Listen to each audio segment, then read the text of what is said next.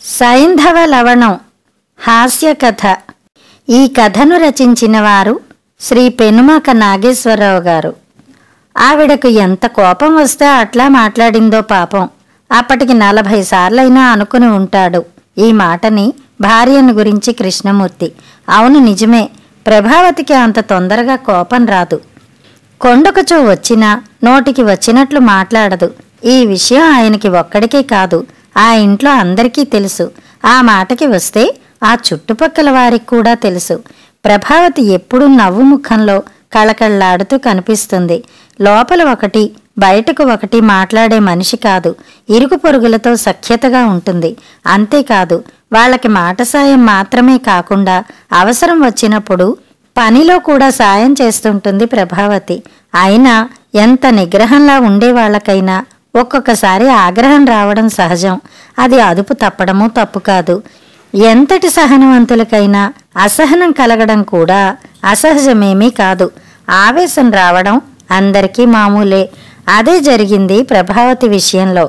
ఆమెను ఎవరో ఏదో అన్నారని కాదు, వేరెవరో అవమానపరిచారని కాదు, ఆమె కోపగించుకుంది.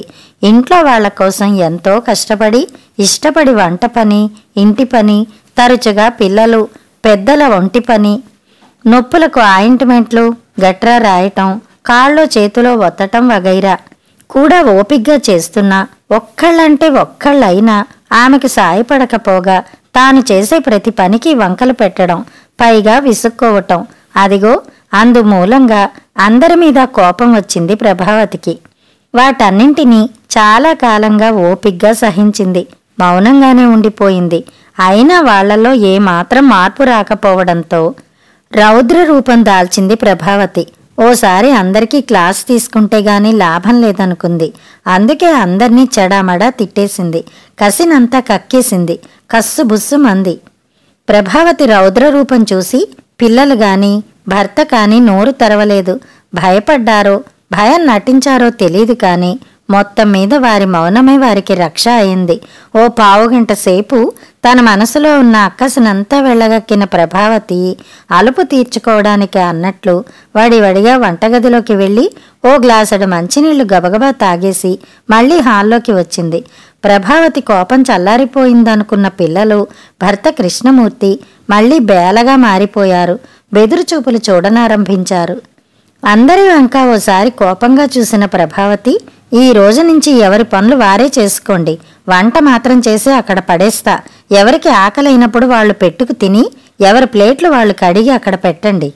బట్టలు ఉతికి అక్కడ పడేస్తా. ఎవరి బట్టలు వాళ్ళు మడతలు పెట్టుకుని ఎవరి అరల్లో వాళ్ళు సర్దుకోండి. వంట నాకు చేతనైనట్టు చేస్తా. ఎవరైనా వంకలు పెట్టారో వాతలు పెడతా చెప్తున్నా. మీకు నచ్చకపోతే పోయి హోటల్లో తినండి. తెల్లవారిన దగ్గర నుంచి టూత్ బ్రష్ల మీద పేస్ట్ వేయటం, కొత్త సబ్బులు అందించడం లాంటివన్నీ బంద్. ఇంకా పిల్లలు పెద్దలు అందరూ వీటిని పాటించాల్సిందే.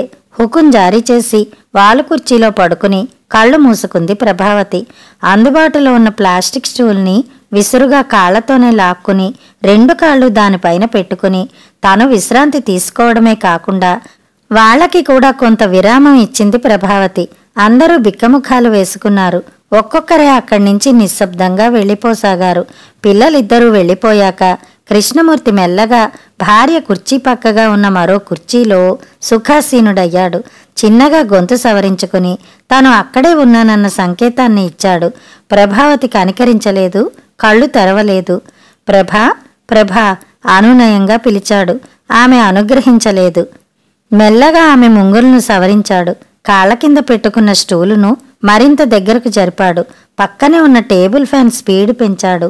ఆమెకు ఉపచారాలు చేస్తున్న భావన కల్పించడానికి విఫల యత్నాలు చేసిన కృష్ణమూర్తి ఇక చేతలు మాని మాటల్లోకి దిగాడు. రేపటి నుంచి పిల్లల చేత నువ్వు చెప్పినట్లే చేయిద్దాం ప్రభా. నాకు మాత్రం రిటైర్ అయ్యే వరకు గడువివ్వు.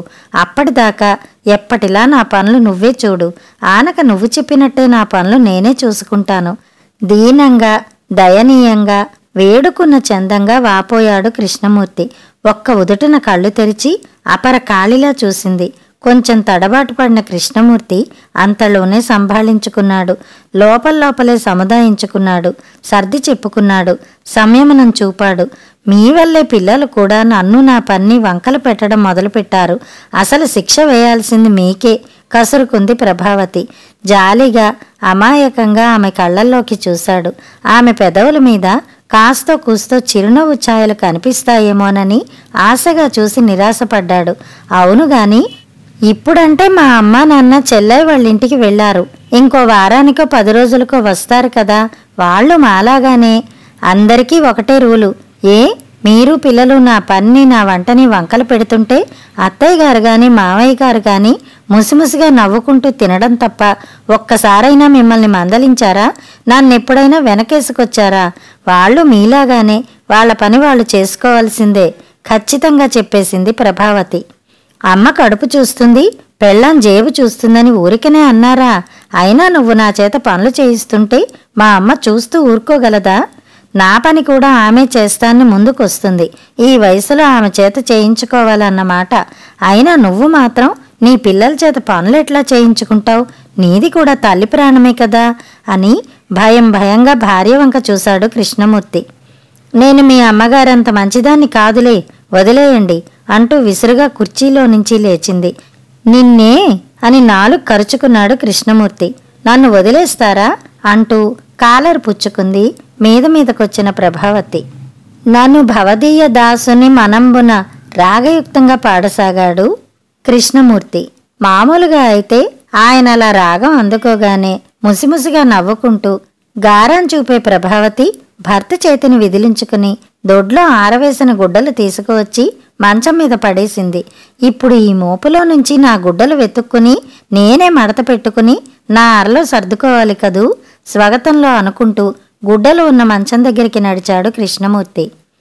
ఇదిగో ఇది నా బనీనేనా బంటీదా? బనీను అటూ ఇటూ తిప్పుతూ అడిగాడు భార్యని. మీ బనీనేదో కూడా మీకు తెలీదా? తెలియకపోతే మీ కొడుకుని పిలిచి ఇద్దరూ కలిసి తేల్చుకోండి. నాకు తెలీదు అన్నది ప్రభావతి. 4 రోజులన్నా తర్ఫీదు ఇవ్వకుండా ఎట్లా ప్రభా? బతిమాలుతున్నట్టు అడిగాడు. తర్ఫీదుల్లేవు, ఫిర్యాదుల్లేవు, అంతే అని విసురుగా వంటగదిలోకి వెళ్ళింది ప్రభావతి. ఎవరు చేసుకున్న కర్మ వారు అనుభవించక తప్పదన్నా. ఒరే బంటి, ఓసారి ఇలా రారా తండ్రి అంటూ కొడుకుని పిలిచాడు. నేనిప్పుడు రాను నాన్న, హోంవర్క్ పూర్తి కాలేదు విసుగ్గా చెప్పాడు గదిలో నుంచే. మీకెలా తప్పించుకోవాలో తెలుసురా? నాకే ఏమీ తెలీదు. అయోమయపు జగన్నాథాన్ని నేను. తప్పుతుందా? మీ బట్టలు కూడా నేనే మడతలు పెడతా, మీ ప్లేట్లు కూడా నేనే కడిగి పెడతా. తప్పుతుందా? కడుపు తీపి మరి బట్టలు మడత పెడుతూ ఓరకంట భార్యని చూశాడు. ఆయన మాటల్ని పట్టించుకోకుండా తన పని తాను చేసుకుంటున్న ప్రభావతిని చూసి పెదవి విరిచాడు కృష్ణమూర్తి. ఎల్లుండి అక్క బర్త్డే కదా, ఎప్పటిలా హోటల్కి వెళుతున్నామా లేదా? వెళితే ఈసారి కొత్తగా పెట్టిన హోటల్కి వెడదాం. అక్కడ చాలా బాగున్నాయట ఐటమ్స్. హోంవర్క్ పూర్తి చేసుకుని వచ్చిన కొడుకు కోరిక బయట పెట్టాడు. బాగుంది సంబడం, పోయి మీ అమ్మని అడుగు అని బయటకు బయలుదేరాడు కృష్ణమూర్తి. ఆనవాయితీగా అందరూ హోటల్ చేరుకున్నారు. వాతావరణం ఖరీదుగా ఉన్నా ఆహ్లాదంగా కూడా ఉంది. ఏసీ హాల్లోకి వెళ్లారందరూ. ఆర్డర్ ఏమి చెప్పాలో ప్రభావతిని అడిగాడు కృష్ణమూర్తి. ఎవరికేం కావాలో అడగండి, నాకు బటర్ నాన్ చాలు ముభావంగా చెప్పింది ఆమె. ఇంకా కోపం ఏంటి? స్వప్న ఫీల్ అవుతుంది, మామూలుగా ఉండు చిరుకోపంగా అన్నాడు మూర్తి. కాసేపటికి వచ్చిన వెయిటర్తో ఎవరికి ఏం కావాలో ఆర్డర్ ఇచ్చారు.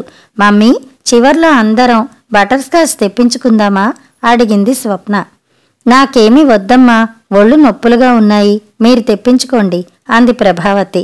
అదేం కుదరదు, ప్రతిసారి ఐస్ క్రీం నువ్వే కావాలని చెప్పేదానివి. ఈసారి అంతే, నువ్వే సెలెక్ట్ చెయ్యి మొండిగా అన్నాడు కొడుకు విశాల్. వాళ్లతో ఇంకా అడిగించుకోవాలా అన్న భర్త మాటతో సరే బటర్ స్కాచ్ చెప్పండి అంది తెచ్చుకున్న చిరునవ్వుతో. ముగ్గురు ఊపిరి పీల్చుకున్నారు. తిరుగు ప్రయాణంలో ఇవాళ పుల్కా సూపర్గా ఉంది కదూ నాన్న అడిగాడు విశాల్. నీ ముఖంలా ఉంది, మీ అమ్మ ఇంట్లో చేస్తే ఇంతకన్నా 10 రెట్లు బాగుంటుంది. కరెక్ట్గా చెప్పారు నాన్న, నాకు కూడా అదే అనిపించింది వంత పాడింది కూతురు స్వప్న.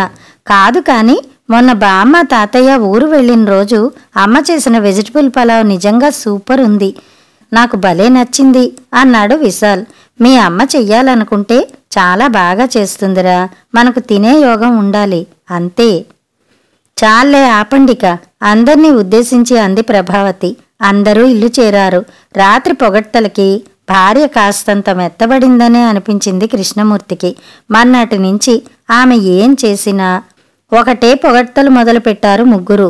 ఎప్పుడైనా ఉప్పో కారమో ఎక్కువ తక్కువ అయినా అబ్బో అదిరిపోయింది, సూపర్గా ఉంది అని పిల్లలు, అద్భుతః అని కృష్ణమూర్తి ఒకటే మెచ్చుకోవడం ఓ వారం రోజులు చూసింది. వీళ్ళందరూ కావాలని ప్లాన్ వేసుకుని తన్ని ఆట పట్టిస్తున్నారని గ్రహించిన ప్రభావతి, మీకు దండం పెడతాను, ఇదివరకులా నా వంట బాగుంటే బాగుందని, లేకపోతే బాలేదని ఉన్నదున్నట్టు చెప్పండి, నేనేమీ కోపం తెచ్చుకోను అంది నవ్వుతూ. ఆమె నవ్వుతూ అందరూ శృతి కలిపారు. మర్నాటి నుంచి మళ్లీ పనులన్నీ ప్రభావతి చేసుకోవడం మొదలుపెట్టింది. కృష్ణమూర్తి మాత్రం అందుకు ఒప్పుకోలేదు. నీ కోపం కారణంగా ఓ మంచి ఆలోచన వచ్చింది. ఇంటి పనిలో అందరం పాలు పంచుకోవడం నిజంగా అవసరం. ఎవరికి తోచిన పని వాళ్ళు, ఎవరికి కంటపడిన పని వాళ్ళు చేసుకోవడం మానకండి. నేను మానను పిల్లలకి చెప్పాడు కృష్ణమూర్తి.